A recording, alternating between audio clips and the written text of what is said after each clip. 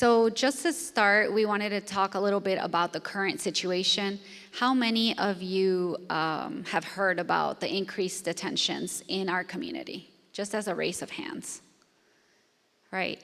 So I'm glad everyone probably has heard, because it's been happening all over. Waukegan, Round Lake was hit pretty bad last week, and nearing areas. I think right now they've left us alone these last couple of days, at least in this area, but they're in other counties. And so basically what's happening is that we had ICE officers sent to our area to operate what they call the Operation Midway Blitz. And this operation was started because of the death of Katie Abrams, who was struck by a drunk driver who happened to be an undocumented person. And so this is pretty much what we're noticing, the excuse to say that there's a bunch of dangerous, undocumented people and that they want to target all the criminals. But on the boots on the ground, we're able to see that actually they're not just targeting people that have a criminal background, they're actually detaining pretty much anyone who doesn't have the perfect status, either residency or citizenship. So this creates an issue for us because, as you all have seen, it impacts a lot of our families in our community. The other thing is there's also been a threat of the National Guard being sent. We saw that happen in California. It hasn't happened here yet, but we're still facing this ongoing threat that they might send the National Guard based on the threats from the administration.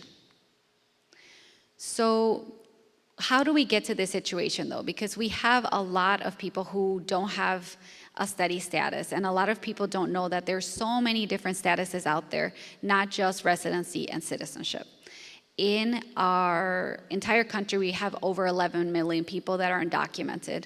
Just in Lake County, we have about 40,000 people that are undocumented.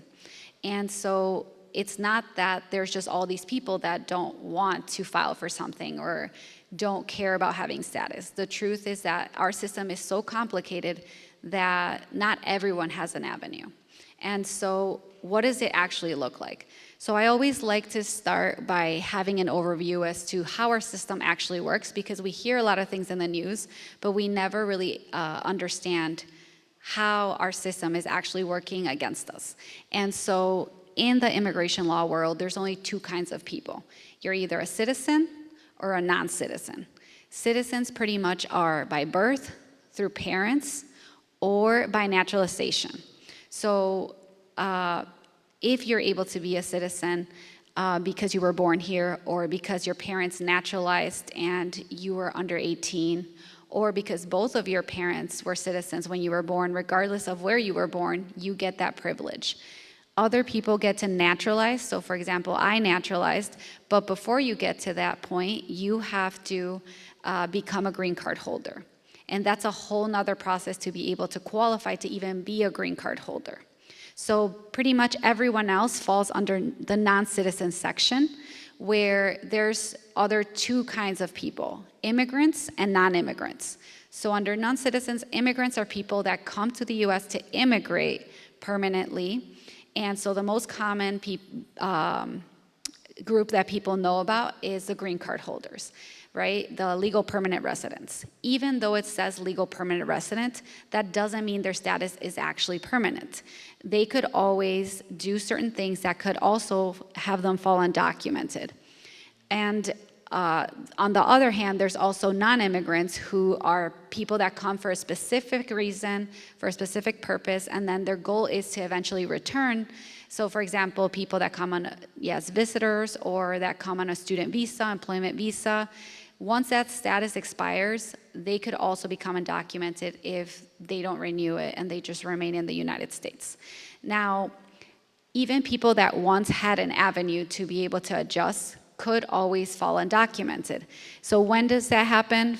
One example that I like to give is, for example, green card holders don't know that they're not allowed to be outside of the US more than 6 months, or they're risking their status.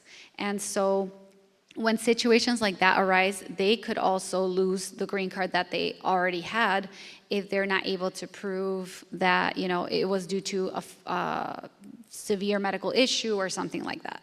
And so when we think about this, it's not that people just want to do things to put their status in jeopardy, but a lot of times things happen. For example, we had clients who, had a stroke abroad, and then they weren't cleared to be able to just come back.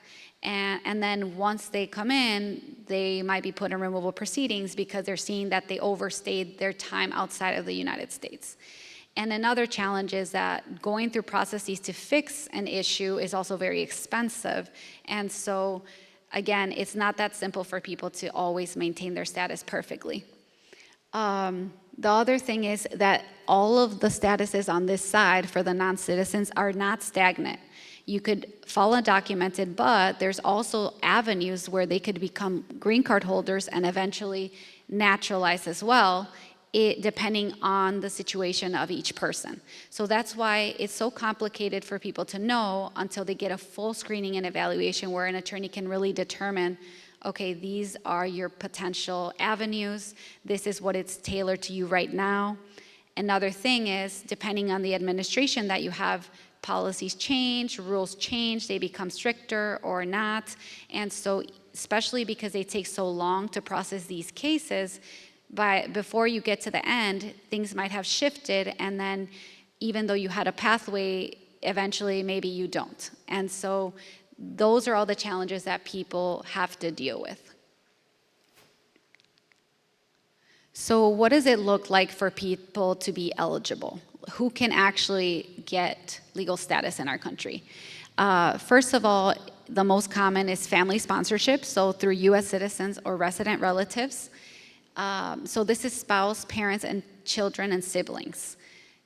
As you can see, there's no grandma, aunt, cousin. You can't just petition for anyone you want. They have to qualify as an immediate relative.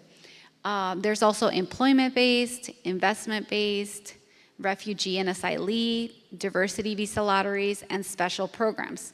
So for employment-based, this is, for example, people that come on an employment visa and then their employer wants to sponsor them and want to go through that process. Now it's actually gotten harder because although it used to be like $5,000 to file for your employee, the administration changed it to now the fee is $100,000 per employee.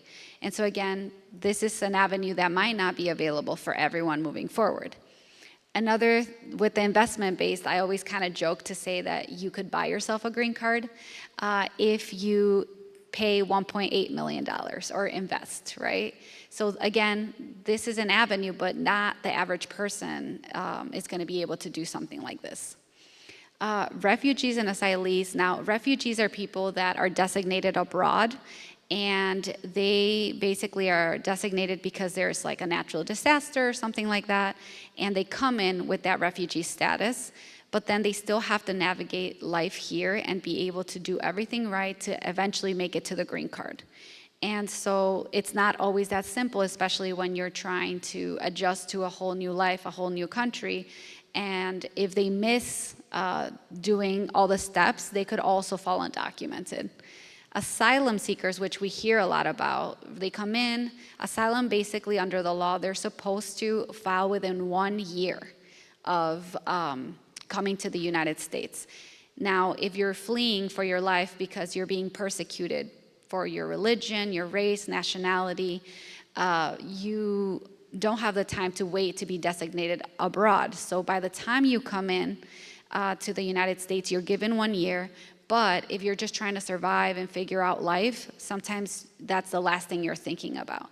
And once you miss the 1 year deadline, there is no more opportunity for you to be able to apply for this relief. And so we find a lot of people who, maybe they missed their deadline for whatever reason, that now are undocumented and they're stuck in limbo because they can't go back home because it's dangerous. And now they don't have a pathway. And actually there was a huge class action lawsuit called Mendez Rojas where the government was sued because on purpose, pretty much they were not telling people as they came in through the border that they had the ability to apply for asylum and that they just had to do it within the first year of arrival. They were doing it so they would miss the deadline. So there was a bunch of relief for this group of people who were able to continue and apply. But then the other thing is you don't just apply and then automatically you're going to win. There's also a part where you actually have to win the trial, and these trials are very hard. In Chicago, they approve only like 5% of asylum applications. So again, even if you are afraid to go back home, if you don't win based on the legal argument, again, you might not even get the status. So your only choice is to stay undocumented unless you want to go back home where you're already fleeing, right? And so these are all examples of like the different challenges that people are going through.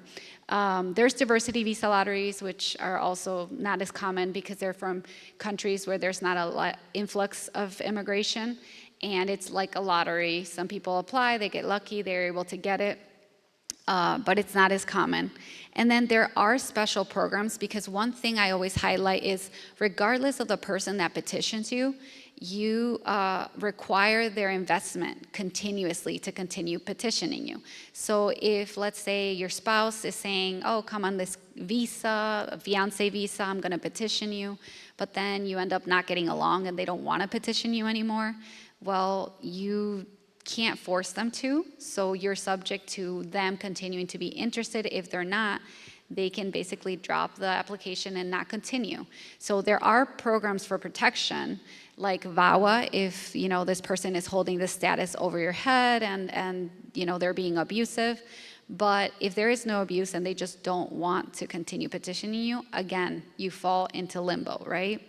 There's also other programs like for victims of trafficking who were actually trafficked into the country, and there might be relief for them, or victims of crime. So anyone who's a victim of a violent crime, there's only specific crimes that qualify, but one common one is domestic violence. They could qualify for a U visa, but again, this status isn't easy to get. You have to prove that you cooperated with the police. The police has to be willing to sign that you cooperated. And sometimes there's certain police stations that aren't willing to sign regardless of the crime that you actually suffered. And then there's other challenges, which they only process about 10,000 of these U visas a year. So the wait period to get a U visa could be between 8 to 10 years. And so again, there's a wait period. They have a pathway per se, but it's not going to be fast, and let's hope that the rules don't change on people. So let's break it down a little bit further, right? Let's say you are lucky and you do have a family member that can petition you. What does that look like? Again, there's two types of people: immediate relatives of US citizens. They're able to be petitioned at any time. There's no wait period. That doesn't mean it's fast, because they're gonna go as fast as the government goes, but at least they don't have a limit as to how many they can process per year. So the first ones are spouses of US citizens, then unmarried children under 21 of US citizens, and then parents of US citizens. Now, there's some categories under the family preference category where there are visa limits, and they basically have to wait for a green card to become available so that they can gain this status. So F1, for example, unmarried sons and daughters over 21 of US citizens. Then F2A, spouses and unmarried children under 21 of legal permanent residents. And then unmarried sons and daughters over 21 of lawful permanent residents. Then the last two categories, married sons and daughters of US citizens, and the last one is brothers and sisters of US citizens. So this is the order as to how they wait. So what does that look like in real life, right? Or as I like to say, what does it take to do it the right way and wait your turn, right? So if we look at the first one, F1, unmarried sons and daughters over 21 of US citizens, this is the chart that they publish in the Visa Bulletin basically every month to tell you where they're at in their processing. As you can see, if you're from Mexico, F1 category, they are barely processing June 1st, 2006. And this is as of July, right? July of this year. So again, that's like a 20-year wait, right? And so if you look at the other categories, the only one that's a little bit faster is the F2A for spouses of LPRs. But the rest, it's 2008, 2001, right? So this is an extensive wait period that people have to wait. in order to, have their families together. And so again, they haven't updated our immigration policies for so many years, and so they don't take into account the influx of people now and how ridiculous the wait is for families to be able to petition their loved ones. So this is why we're in this situation, right? Currently, we find ourselves in, a situation where there's a lot of people who are either waiting some sort of status for many years or don't even have an avenue to be petitioned. And so now the current administration is saying that anyone who doesn't have either a legal permanent residency or citizenship is a criminal. Originally, they said they were going to target the most dangerous criminals. But just show of hands, how many people have heard on the news Kristi Noem say being undocumented is a federal crime? Yeah, and it just drives me crazy because it's not. Most immigration violations are that. They're civil violations. There are certain crimes that you could do. For example, you already were ordered removed, you were deported, and now you come back, they could charge you with a crime now for doing that. But most of our immigration violations are not criminal violations. And so that's definitely not true, right? Now they're saying that just by being undocumented, you're a criminal, even if you don't have any severe crimes, violent crimes, right? And so now they're heightening this enforcement. They are sending people to detain people. There's people that, are already in the process of asylum or who are waiting a U visa, and they're still detaining people regardless of the work permit because they don't consider that that's a permanent status, okay? Now, there are sanctuary policies, and we'll talk a little bit more about that, but we've seen our local government and our state government basically push back on some of this lawlessness that is happening with the apprehensions in our state. So I also like to kind of compare the priorities just to explain a little bit as to why it's being so aggressive now, because this is not anything new. Working in this field, this has happened for many, many years. People are detained and deported, for many decades. This is not a whole new program that exists. It's just that they're heightening the enforcement there's no priorities, but they're heightening enforcement to everyone. But in the past, for example, Obama, he had a specific program where he implemented priorities, but a lot of people think, Obama was great as a president for immigrants because he gave us DACA and things like that. And although we're grateful for that, right, at the end of the day, he was a president that deported the most amount of people than any president. And so advocates and people that worked in the community basically labeled him the deporter-in-chief because he's the one who deported the most amount of people than any president. Now, what is the difference between that and what we're seeing now? Basically, the enforcement priorities were very clear. He prioritized people, for example, number one, terrorists, people with serious felony convictions, if they were gang members or recent arrivals. Then priority number two was certain misdemeanors, visa overstays, and those who violated the laws after he implemented these rules. And then the last is final orders of removal. So again, here it was very clear as to who was going to be the main target. Now, did it mean that they wouldn't pick up, someone who was there at the wrong place, wrong time? No, that was happening a lot too, right? They might be looking for someone specifically, but then if you happen to be there and you didn't have documents, they would also take you. The difference is that there was due process, right? So, for example, priority number 3, where it says final orders of removal, it's because they already got their chance at court, and sadly, for whatever reason, the judge decided that they didn't win their case. And so by that, happening, now you already went through the process, you had your day in court, sadly you didn't win, now you can be someone that's a target for removal.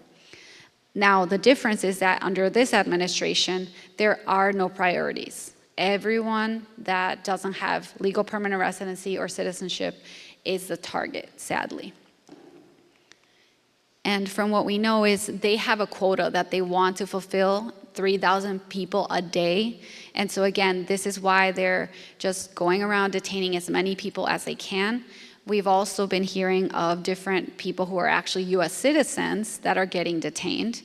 And a lot of it is because some of these different legislations. So on top of the excessive detentions that we're seeing, they're also making it difficult for people to be able to access legal services and to see what their options are once they are detained. Because again, in the past, you got due process. If you qualified for something, your family could get an attorney and figure out what they could do with you. Recently, there was this new legislation under Yajure Hurtado that basically requires that any person who didn't enter on a visa to be mandatorily detained. And so before, if you were detained, you could just do a bond hearing and qualify for that, and then do your process in court if you could show you weren't a threat to your community or if you weren't a flight risk. And now, anyone who didn't enter on a visa pretty much is not even eligible to bond out. They have to be in detention mandatorily. So now there's attorneys that are actually filing federal lawsuits, habeas lawsuits, where they're saying you can't just detain someone, mandatorily without giving them a bond if they don't have any criminal cases and things like that. And so they're winning at the federal level because they're basically suing the government saying that's not right. But then the challenge is after you submit that lawsuit, then you have to go back and also win the bond hearing, which is more money. And then once you get out, maybe have a case, which is an additional more money, right? So how much you guys think it costs to do just the cancellation of deportation case? Not even taking into account all these federal appeals and all that stuff, approximately. Well, depends on the firm you go to, but let's say 10K. If you go to a super fancy firm in Chicago, maybe, right? But yes, at least 10K to start.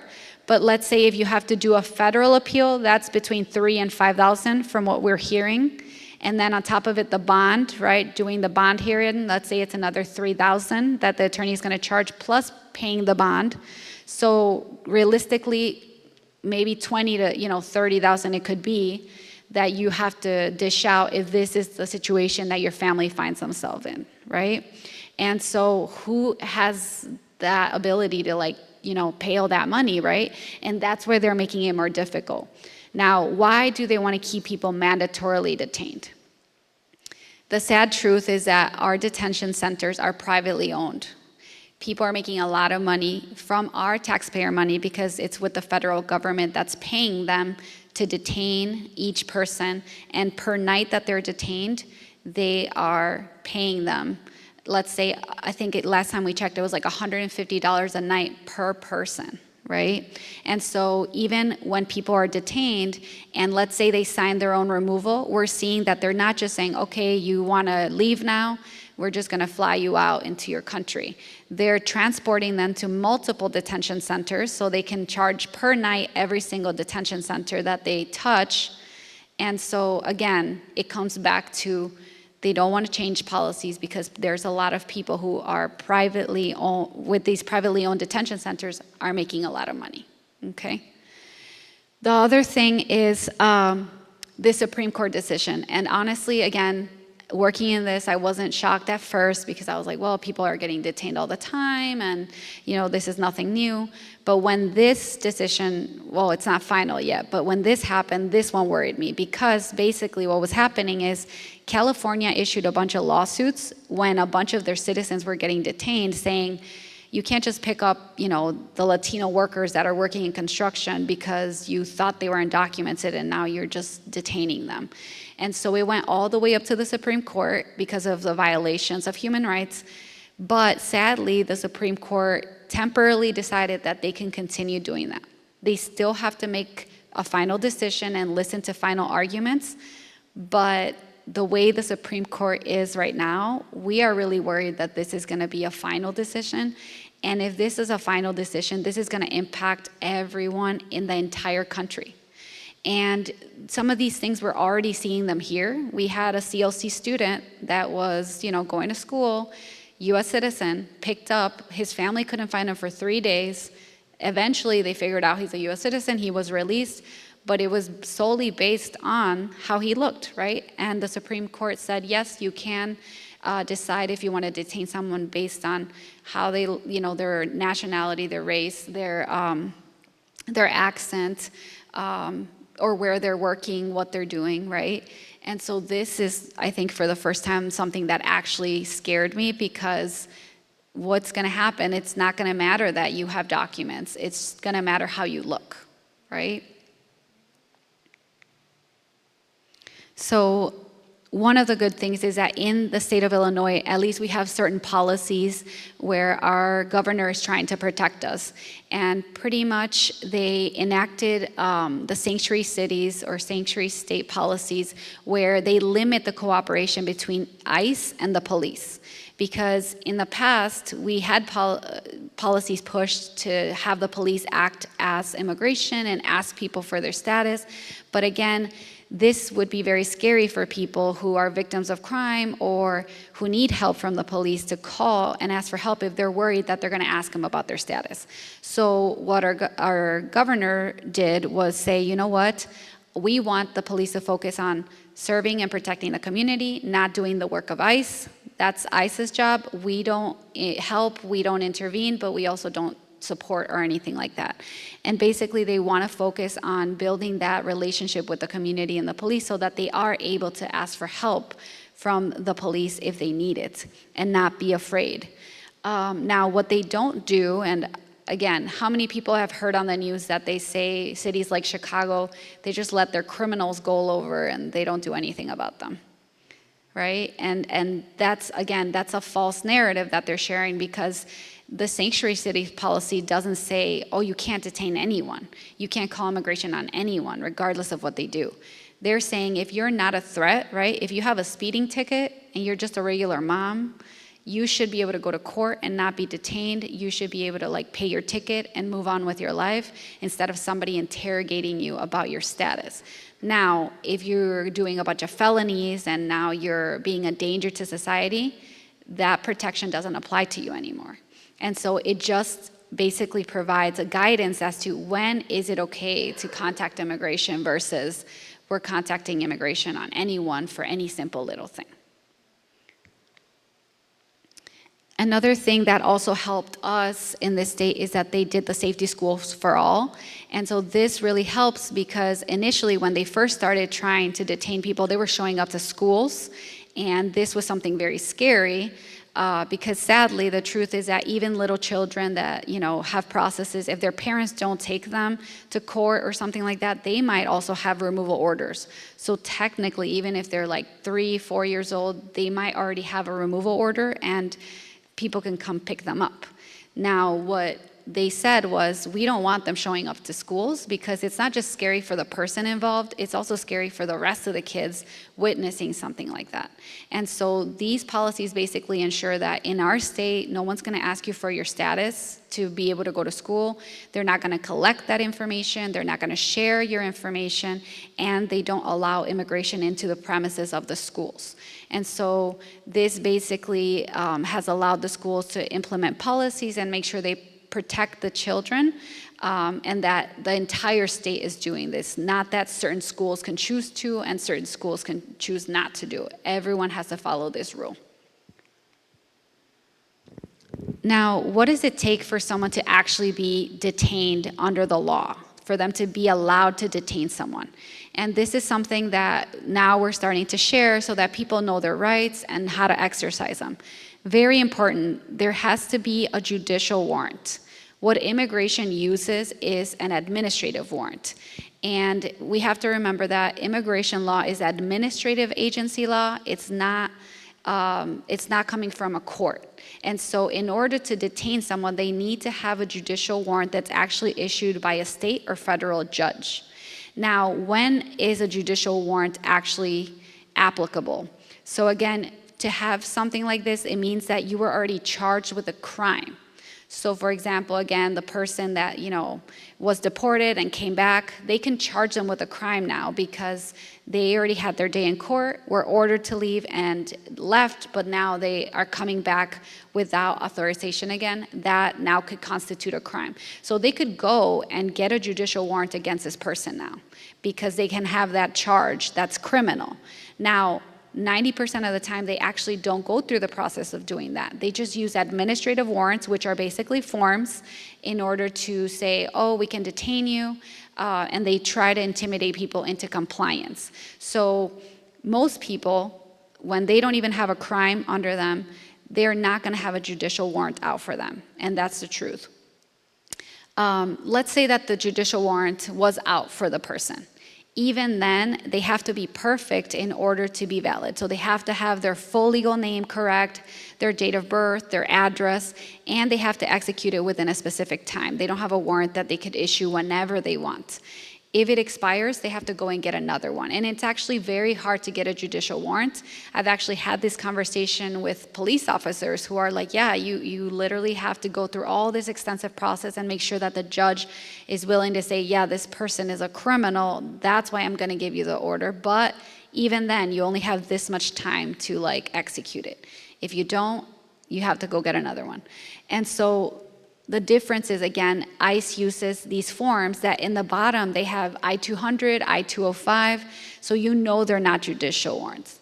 So let me show you guys kind of what it looks like. I always like to have an example because a lot of times we talk about judicial versus administrative, but we've never seen one, right? I had never really seen one. And so basically you could tell just by the formatting when it's a judicial warrant because it will clearly look like it's coming from a court. It'll say the name of the court. So for example, if it was the Lake County, it would say 19th Judicial Court. And then again, all the information would have to be valid. The date that it needs to be done by needs to be valid. And then very important, in the bottom, it needs to be signed by a judge to be valid. If you look at the other side, this is an administrative warrant. And again, the most important thing is that it says signature by officer. So if it's an officer that signs it, not a judge, then it's not going to have the legal weight that a judicial warrant does. And again, this one cut off a little bit, but at the bottom it says form number. So if there's ever a form number, it's not a judicial warrant. You don't have to abide by it. Another fun fact that I like to share is that they're super rare. So in the 12 years that I've been doing this, I had never seen a judicial warrant. And again, because they're not so easily issued and they're not that common. I actually asked the attorneys that I was working with, do you have a template so I can show it? And just, I'm like, I don't think I've ever seen one. Am I wrong? And they're like, no, we've never seen one. And they've been doing this even longer than I have. They are in a lot of listservs with other attorneys, and most attorneys haven't seen one because, again, it's easier for immigration to just have an administrative warrant that they draft themselves, that they sign themselves, and actually going through the process of getting a judicial warrant. They intimidate people by saying there's a warrant out for you, when not necessarily. And again, they don't go through the legal process of doing it, even if they could do it 90% of the time. Oh, went too fast. Okay, the same thing with subpoenas. So this might not happen to the average person, but for schools and institutions, immigration could also request information about someone. But again, unless it's a judicial subpoena, nobody has to listen to that. An administrative subpoena doesn't have the weight of the law to ask for information about anyone. And so this is something we share with the schools about. If you get a request for your student, for your, their family, don't share anything because there are no consequences to not respond to that subpoena when it's administrative. And half the time there's privacy laws that impact the school more than the request by immigration. So how can people help? This is another question that we get in the community. Let's say, you know your rights, but what can you do to help other people? Very important to share this information with everyone that you know. Even having a conversation with your loved ones and your family members and your friends is super important so that everyone is aware of how things are functioning right now. Again, this is more for schools. They have to share confidentiality. Keep in mind, like, if people are going through this, they're going to need a lot of mental health and counseling services. There might be also students that might need financial support when it comes to school.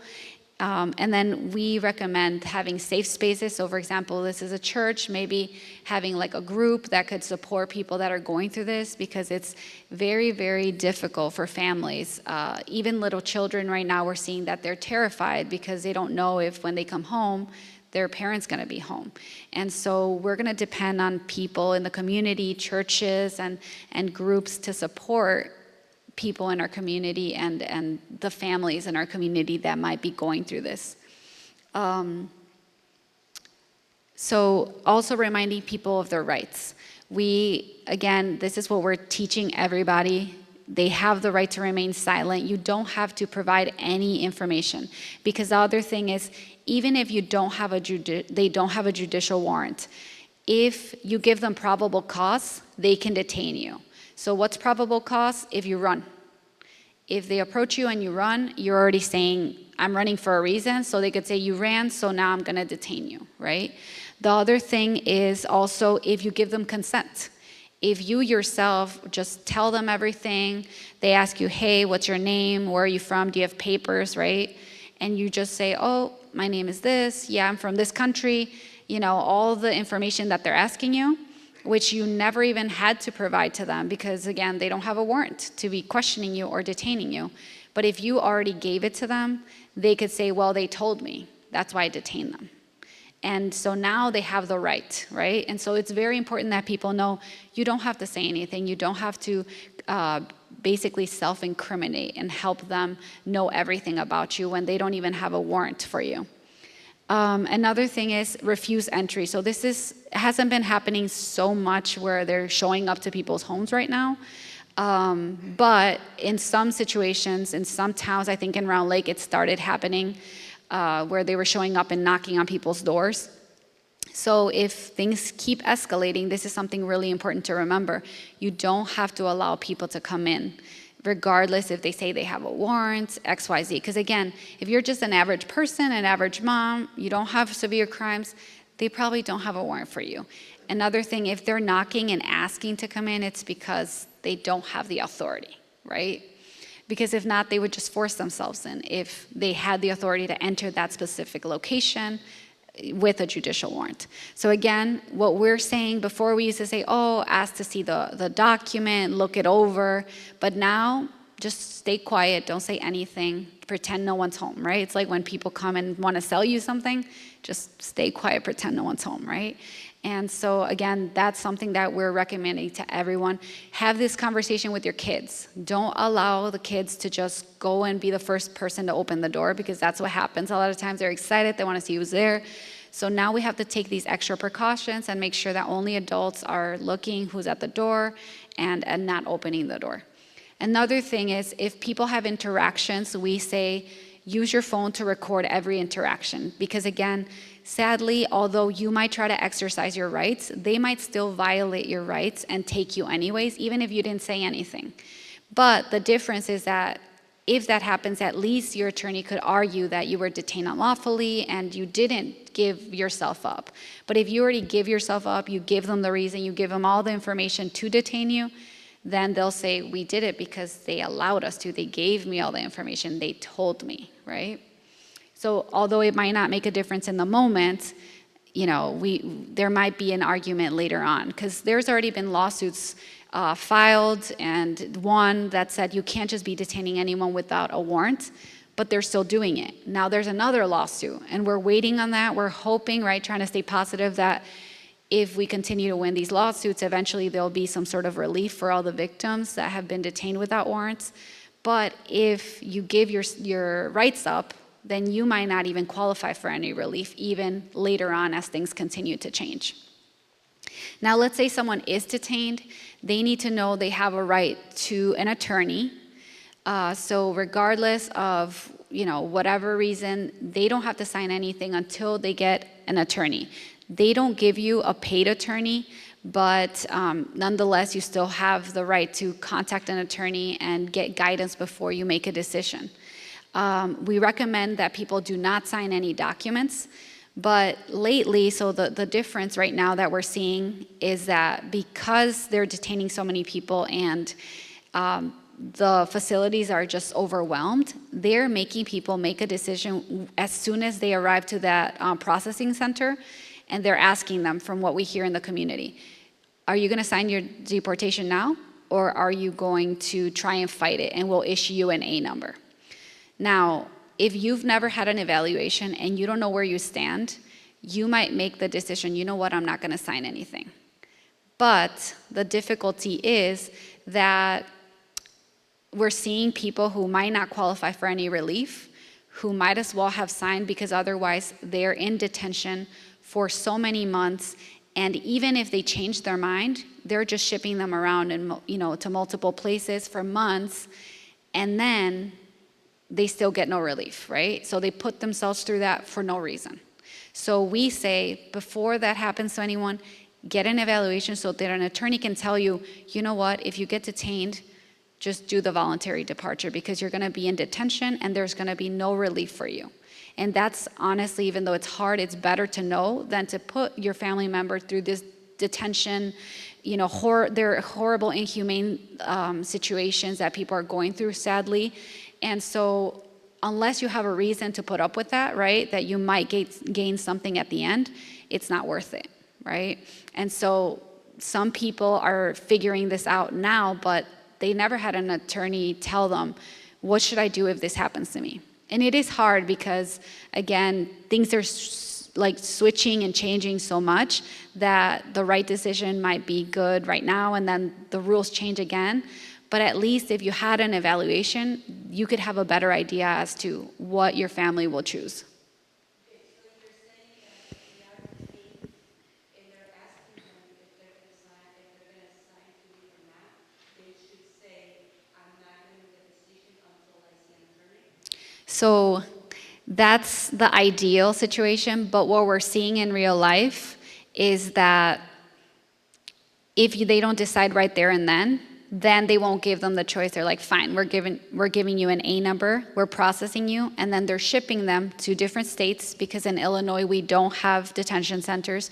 We only have the one processing center in Broadview. By the time they're shipped, even if the person changes their mind, they're like, you know what? My attorney told me that I don't have any options now. I want to take the voluntary departure or, deport, whatever. I want to get out of here. They're still taking forever to process these requests. So another thing is an attorney could actually submit a request at that point and say, you know what, they want to just get voluntary departure or whatever it takes to get them out. They're not answering them right away. It's taking forever to hear a response. So again, they might be in detention for months before they even allow them to just self-deport, right?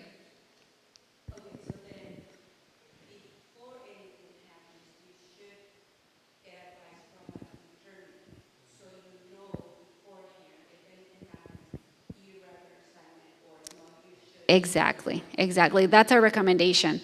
And I'm just going to say what she mentioned, you should get an evaluation with an attorney to know what situation you're in. Another thing is this, let's say you do qualify for some relief, but you take into account all the money it's going to cost and your family will not be able to pay it, even if you want to.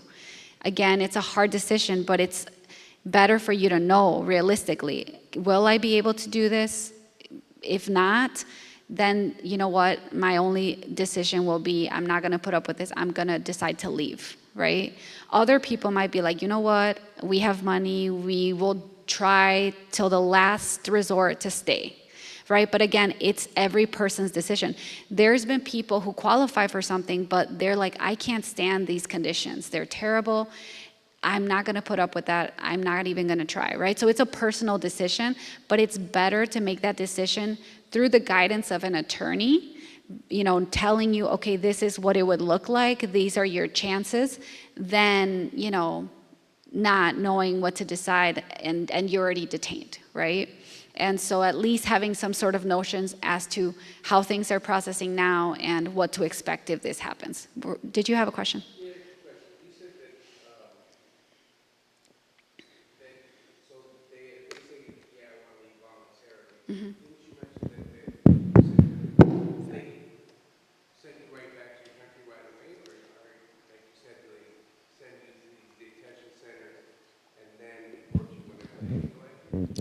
Right, so that's a thing that not every, let's say you decide to do the voluntary right away.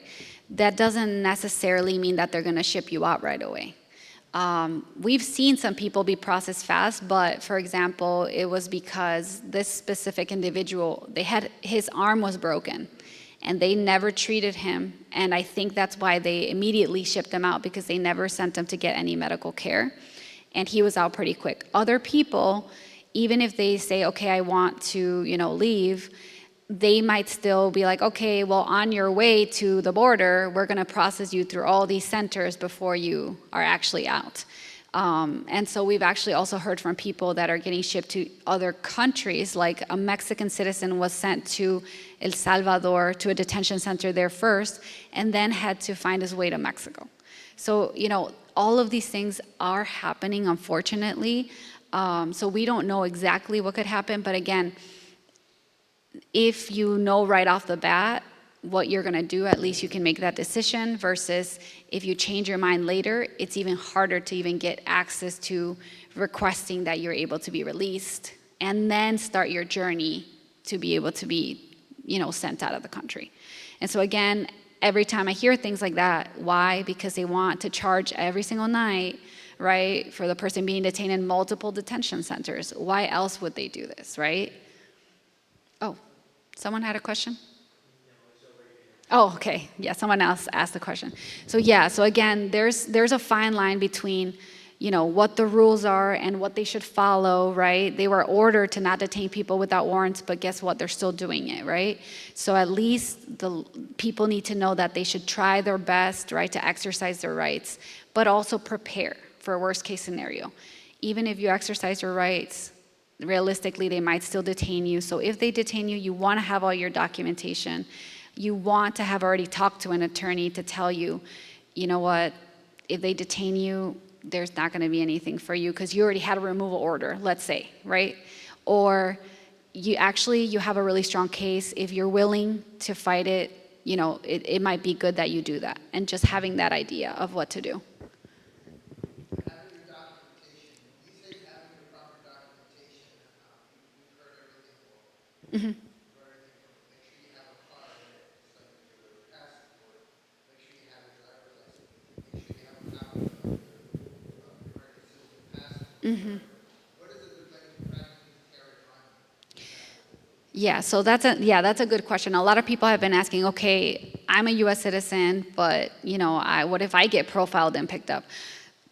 I'm a legal permanent resident. Do I need to carry my green card on me? So U.S. citizens under the law, right? Technically, you're not required to show proof of citizenship or carry that on you.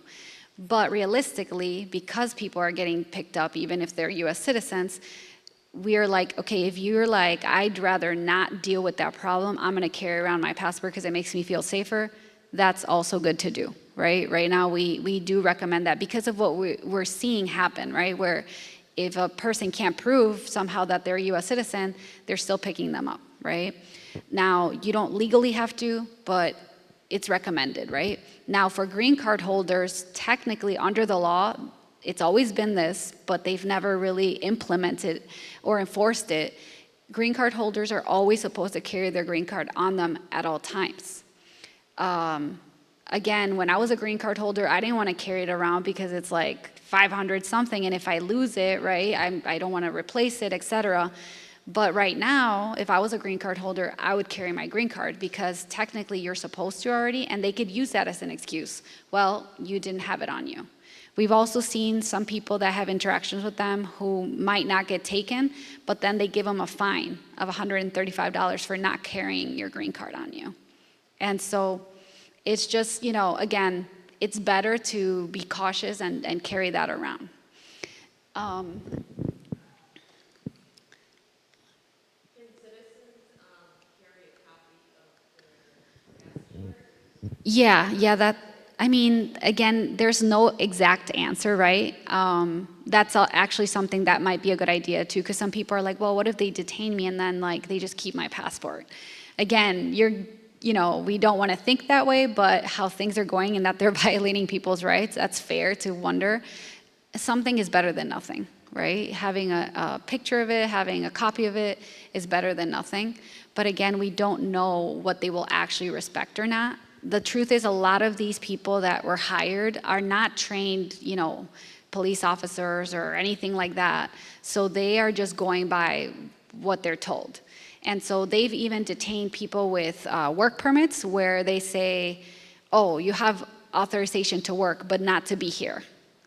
So how does that make any sense, right? But again, they're not trained. They don't know that there's all these different statuses and stuff like that. And so,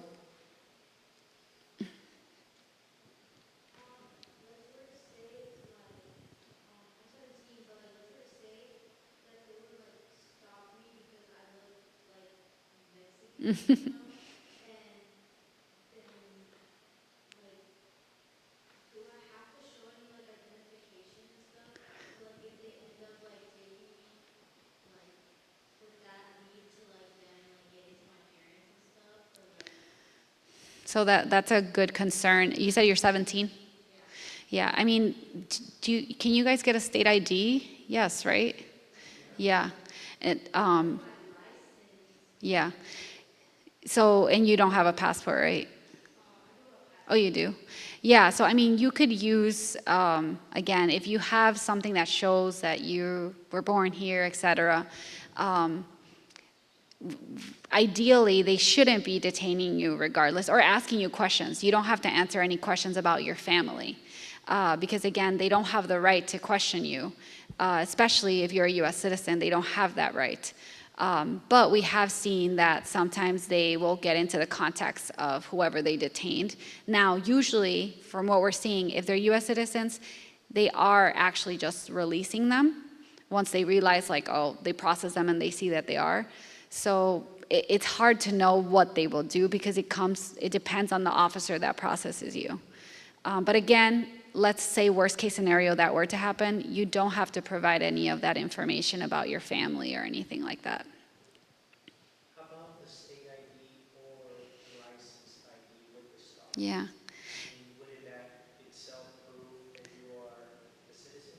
So I get that question a lot. Again, I don't know how they will interpret it, right? Because again, go ahead. No, because you can even get your real ID if you're here just with, if you're here like, you have DACA and you have the validity of your employment authorization. So that doesn't mean that you're a U.S. citizen. It should mean to them that you have a proof of a legal status here. Right. Until that expires, because that's why they ask for all of those documents, but it doesn't mean you're a U.S. citizen. Yeah. But yeah, like they're not respecting all the rest of the legal statuses, right? So yeah, so again, it could, but you don't know that they're going to say, oh, you do have some sort of legal status. Because again, even other work permits that technically protect you from removal while it's valid, they're not respecting those. They're only caring about citizenship, green card, pretty much it. So if you're saying someone that's able to get taken, we just have to wait until they see other citizens, so we could be released. That's what we're seeing, that they're processing you, they're like, oh, you're a citizen, they'll release that person.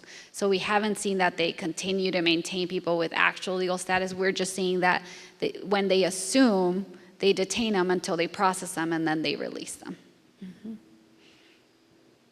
evaluation, what's your wait time right now to get an appointment, and how much does that cost? So we don't charge at all for our evaluations. I do the legal screenings myself before, collect the information as soon as we get the call, and then we schedule with the attorney.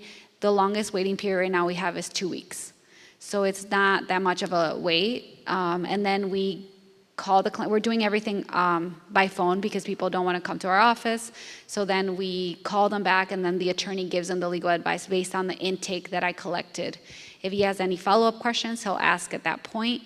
But pretty much, working in this, I already know all the information that needs to be gathered ahead of time so that the attorney could just review, and then we call them back and say, okay, this is what we see, this is the options that you have.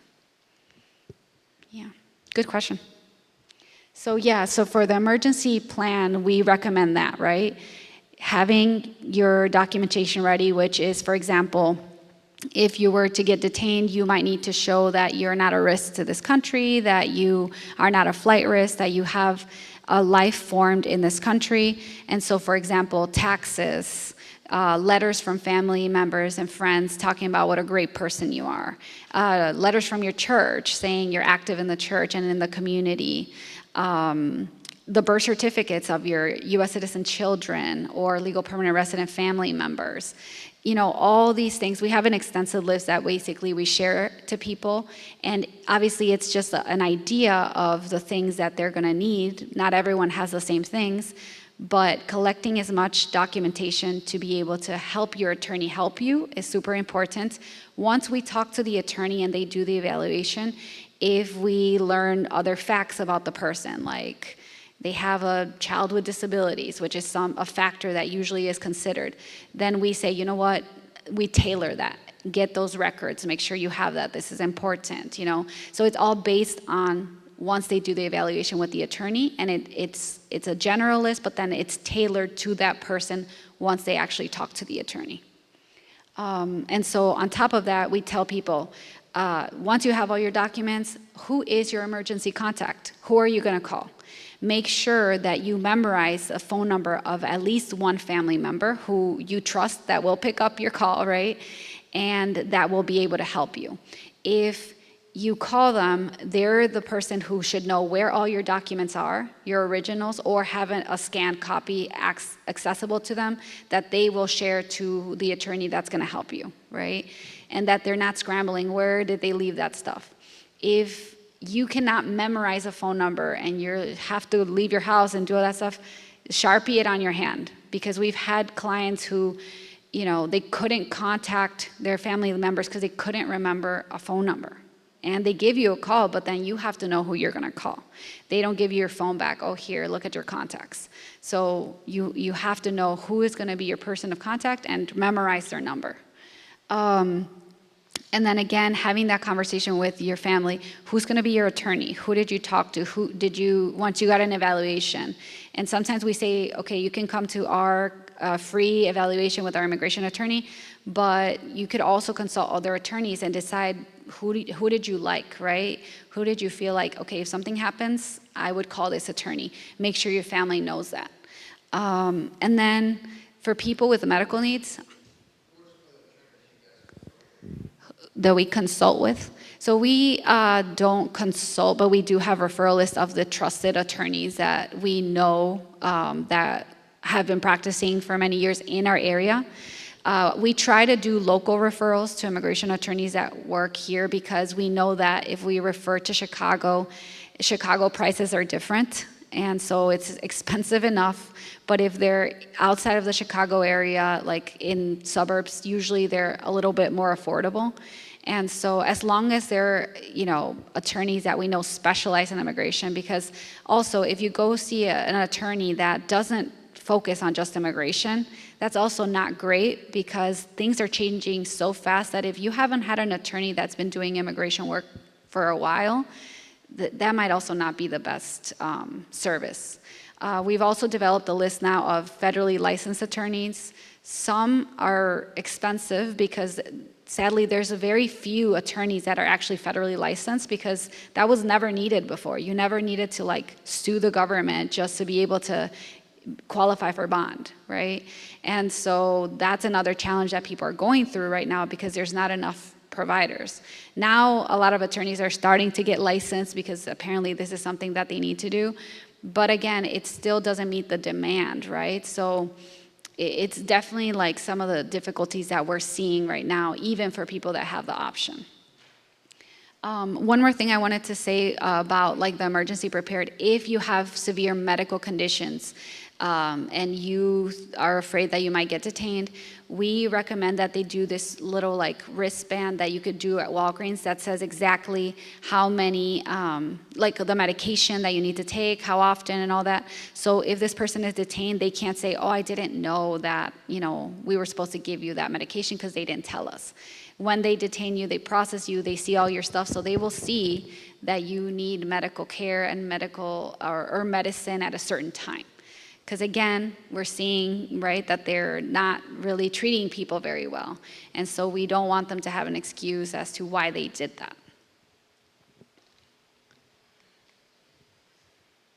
So we talked a little bit about this, but again, the person that is being, interacting with immigration, we always recommend record the whole interaction so that there's proof of, how things happened. Also, if you're witnessing, you're allowed to record too. Our governor actually, recommended for everyone to record any interaction with immigration. Number one, because if they know they're getting recorded, they seem to not be as aggressive and not use excessive force versus if no one's around watching what they're doing. But the other thing is also, making sure that you ask the person who's being detained, hey, what's a number, so we can tell your family right away. Again, your video might also help them to show that they took them by force, and again, this might prove that their rights were violated. And very important, again, you could ask, why are you detaining them? Where's your warrant? Again, just to keep it on the record that they're just detaining them because they want to without even any justification. Never intervene, right? We never recommend that people intervene or try to stop a detention because you put yourself in danger, but it's more just having video evidence of what happened and trying to get their information of hey, what's a number so we can call your family? And then letting the family know right away so they immediately know their person is detained, and it's not oh, we don't know where they are for 3 days, right? And then also supporting the person that's going through it, reminding them, don't say anything, don't sign anything, just stay calm, right? Because it's already stressful enough. And then don't share rumors. If you're not sure immigration is in a specific location, don't post stuff that only creates more fear in the community. That's something that we're seeing a lot, where people know that the community is afraid and they're just trying to get attention. So we don't recommend that at all. So here are some resources. Do ICE agents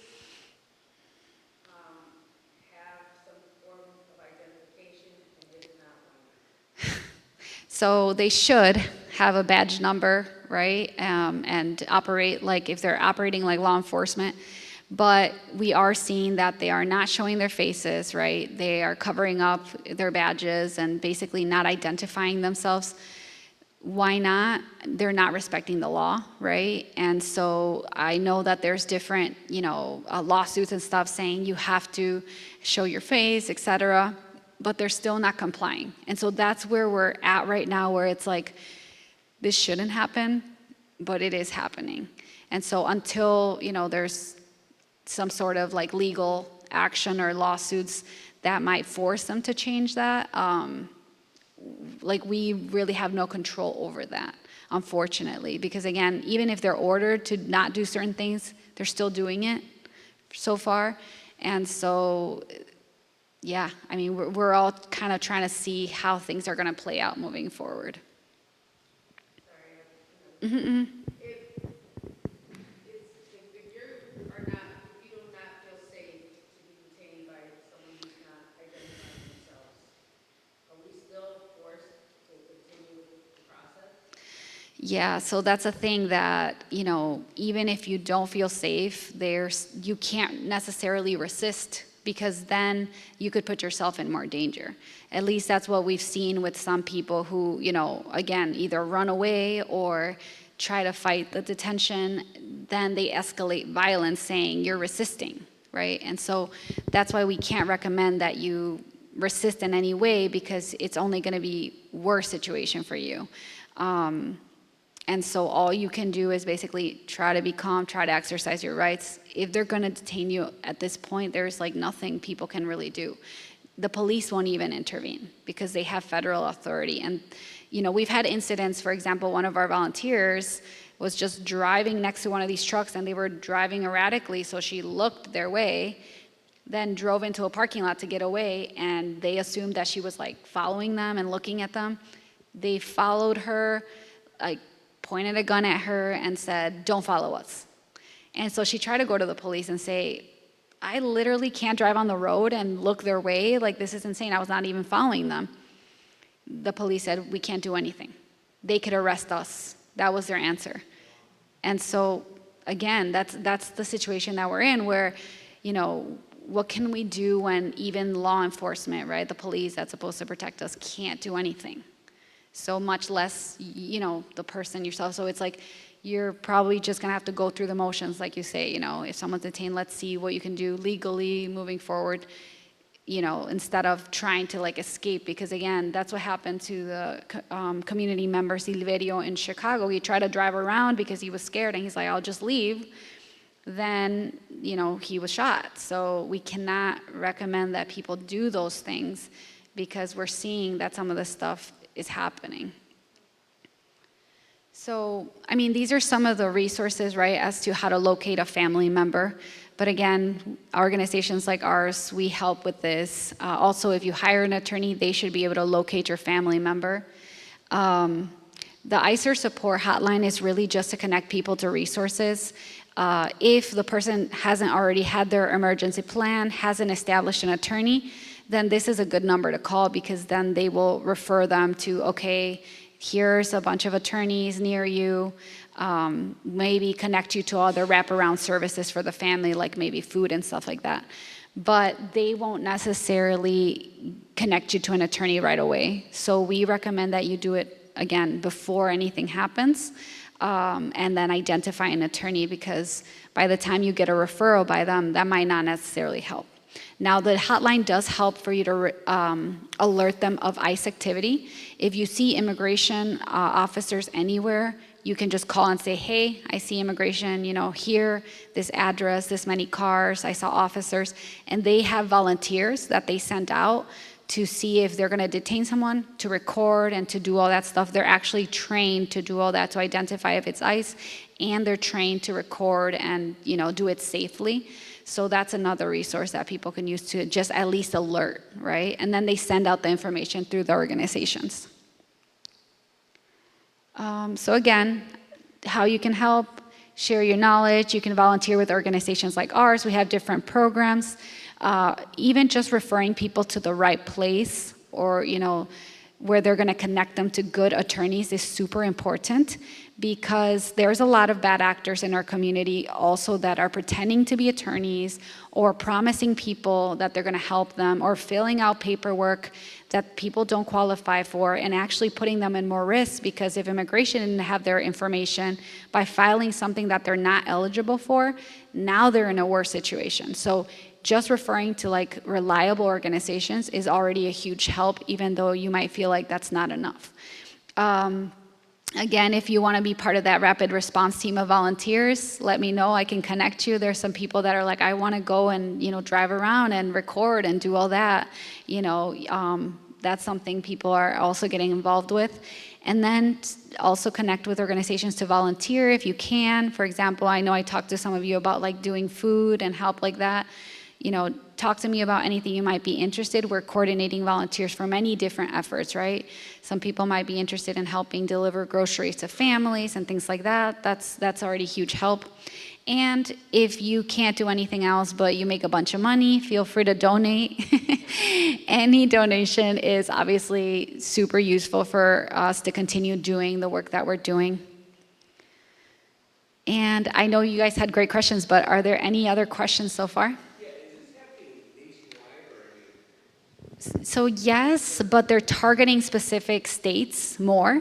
From what we're seeing, California, us, Portland. And so it's a lot of these states who basically, they're not complying with the administration. And so we're kind of being an example, right? And they're focusing on like the states that are more pro-immigrant, right? And so, but it doesn't mean it's not happening everywhere else. It's just, I think the operations are heightened in states like ours. What's the point of the National Guard? Yeah, so the National Guard supposedly is supposed to help with crimes and stuff, but they're not officers. They're not trained to like learn how to like investigate or prosecute anyone. So it's more an intimidation tactic, right? It's militarization of our communities, because just seeing the National Guard in your community creates fear. And so that's what we're thinking is the tactic of the administration, because they really serve no purpose in the community. Like if they were to come around, like in California, they weren't helping the police, investigate crimes or anything like that. They were just in the communities. And so, yeah, there really isn't any point other than to make a point of we're going to do what we want in your state, right? And that's why our governor is kind of pushing back and saying, no, we never asked you to send the guard. We don't need your help. We don't need to be militarized. That's not going to help our communities. Good questions. So that's it for me. Thank you so much for having me. You guys had really great questions. I hope you share this information with everyone. And again, I know that this is all like heavy, right? And it's kind of negative. But the one thing I would say that keeps me a little bit like having a silver lining is that there's been a lot of people from different communities who might not even be directly impacted, who now are paying attention to the situation, and this awareness that is happening has been needing to happen, right? Like this is nothing new. This has happened for many, many years, and nobody really cares because they're like, oh, it's not my problem. It doesn't affect me, right? But in reality, it does affect us when it impacts the families in our communities. Even if it's one family that has someone removed, that affects, all the children in the household and everyone in that family. And so now that we're seeing it massively, we're seeing how it's affecting our community. So the more people aware of this, I think, maybe it has to get this bad before something changes. And then once elections come, remember this, right? Because the policies that we vote for is what impacts everything. Thank you guys so much.